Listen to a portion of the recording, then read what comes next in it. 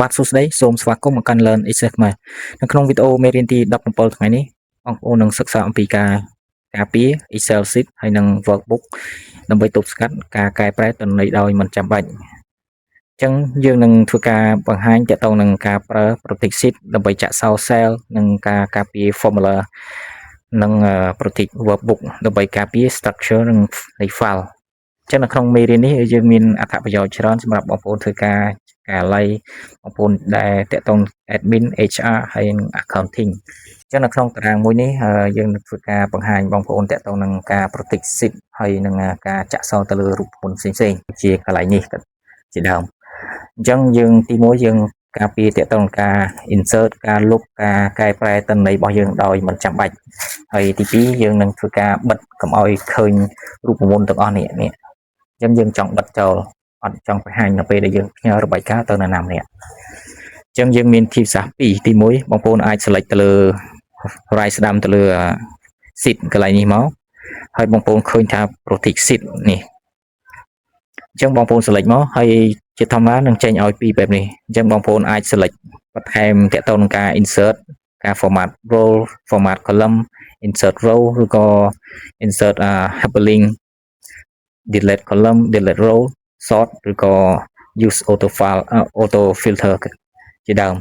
អញ្ចឹងកន្លែងនេះក៏បងប្អូនអាចដាក់ជាមួយនឹងលេខកូដ password ឧទាហរណ៍អញ្ចឹង password បងប្អូនអាចដាក់ទៅតាមតម្រូវការបងប្អូនអញ្ចឹងបើដាក់វែងពេកអាចថាពិបាកចាំអញ្ចឹងអាចថាខ្លីៗអញ្ចឹងពេលបងប្អូននេះហើយនឹងទាមទារឲ្យ confirm ម្ដងទៀតអញ្ចឹងពេលយើងដាក់នេះហើយគឺ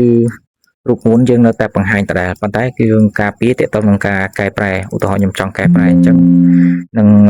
បង្ហាញបែបនេះដោយសារមាន protect sheet protect cell ប៉ុន្តែ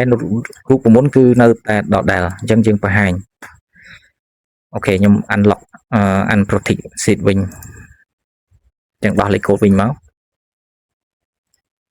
អញ្ចឹងវាមកធម្មតាវិញហើយអញ្ចឹងបងប្អូនចង់លុបក៏បានចង់ delete ក៏បាននេះអត់ជាបញ្ហាកន្លែងនេះអញ្ចឹងវិធីសាស្ត្រមួយទៀតគឺបងប្អូនចូលទៅ tab ខាងលើនេះខ្ញុំ select tab មកនេះបងប្អូនចូល preview select preview មកបងប្អូនក្លេកមកខាងស្ដាំឃើញរូបកូនសោនេះដាក់ថា protect sheet អញ្ចឹងបងប្អូន select មកអញ្ចឹងtab នេះនឹងបង្ហាញដូចបង្ហាញជូនបងប្អូនពីដំបូងអញ្ចឹងកន្លែងនេះបងប្អូនអាច select បន្ថែមតម្រូវការបងប្អូន tick លើបន្ថែមមកហើយអាចដាក់ជាមួយ password ក៏បានដែរហើយបន្ទាប់មកទៀតយើងនឹងធ្វើការតាក់ទងនឹងបិទរូបមន្តទាំងអស់នេះដែលបង្ហាញទៅលើខាងលើនេះអញ្ចឹងកន្លែងនេះបងប្អូន select ទៅលើទីតាំងដែលមានរូបមន្តអញ្ចឹងទីតាំងរូបមន្តរបស់យើងគឺភាគច្រើនទាំងអស់នេះហើយចុច control មួយទៀតមក select លើអាក្រមួយហើយហ្មងកុំឲ្យយើងធ្វើពីរដងហើយបន្ទាប់មកបងប្អូនចុច right ស្ដាំ right ស្ដាំកន្លែងនេះដោយសារយើង protect sheet អញ្ចឹងយើងកន្លែងនេះបានត្រូវបានហាយហើយអញ្ចឹងជាដំបូងយើង unprotection អូខេយើង unprotection មកនេះ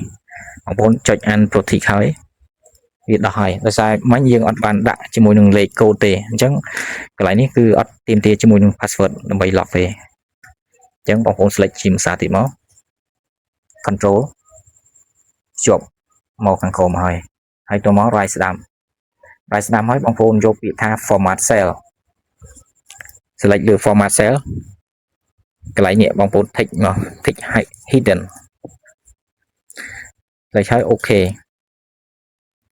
កន្លែងនេះនៅតែបង្ហាញដដែលហើយទាមទារឲ្យបងប្អូនគឺ protect sheet ម្ដងទៀតអញ្ចឹងបងប្អូន lock ហើយ protect hidden ហើយ protect sheet អញ្ចឹងដាក់ password ក៏បានអត់ក៏បានដែរអញ្ចឹងឧទាហរណ៍ថាយើងអត់ដាក់ចុះអញ្ចឹងកន្លែងនេះត្រូវបានបិទហើយនេះរូបមន្តខាងលើនេះគឺបិទហើយអញ្ចឹងពេលបងប្អូនផ្ញើរបាយការណ៍ទៅនរណាម្នាក់បងប្អូនគ្រាន់តែបិទធ្វើវិធីបែបនេះមកគឺ